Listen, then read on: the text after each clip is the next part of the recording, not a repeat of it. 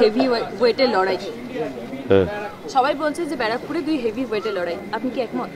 আমি heavy weight না, আমি মমতা ব্যানার্জির সামান্য একজন কর্মী। আপনি কি তাহলে বলতেছেন যে বিজেপির অর্জুন সিং হেভি ওয়েট? সেটা জানি না, ওটা আম আদমি ঠিক করে দেবে উনি হেভি ওয়েট কিনা। কিন্তু ব্যারাকপুরের মানুষ বলছে উনি পাল্টিবাজ, বারবার দল বদলান, নিজের জন্য লড়েন। উনি মোদিরও না দিদিরও না, উনি শুধু নিজের জন্য ভাবেন, নিজের জন্য করেন। বিজেপি বলে যে অর্জুন সিং ব্যারাকপুরে নেই, এটা কি সত্যি? 2021 সালে 7টার মধ্যে আমরা 6টা সিট জিতেছিলাম, এটা মমতা ব্যানার্জির গড়। ব্যারাকপুরে লোকসভা কেন্দ্রের বিগত বিধানসভা নির্বাচনের ফলের হিসেবে আপনি এগিয়ে, তাতে কোনো সন্দেহ নেই, কিন্তু লোকসভা নির্বাচনে এই রেজাল্ট বজায় থাকবে কি মনে হয়? এর থেকে বেশি ভালো হবে, কারণ তারপরে তো আরো 2-3 বছর আমরা কাজ করলাম। 500 বছরের তপস্যার পরে ভগবান শ্রীরাম নিজের ঘরে ফিরেছেন। এবারকার রামনবমী আলাদা মাত্রা পেয়েছে, লক্ষ লক্ষ মানুষ বাড়ি থেকে রাস্তায় বেরিয়ে আনন্দ করছে।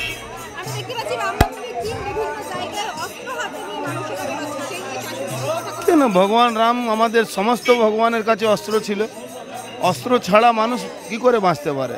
আর এটা আমাদের পরম্পরা, এই পরম্পরাটা কে ভাঙতে পারে?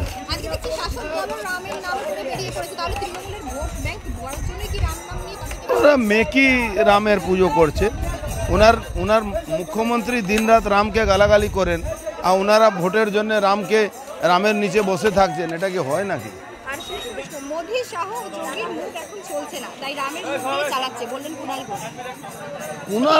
কুণাল ঘোষ মহাভারতের শকুনি মামা আছে, ওকে যত বলবে তৃণমূলে তত সর্বনাশ হবে।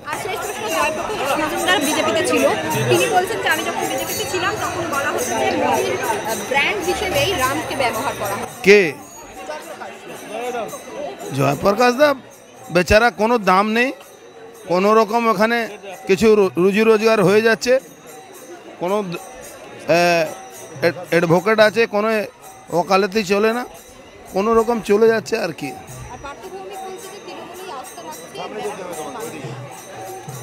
সেটা সময় বলবে তৃণমূলে আস্থা রাখছে না তৃণমূল ডাকাতদেরকে তাড়াবে, সেটা বুঝ।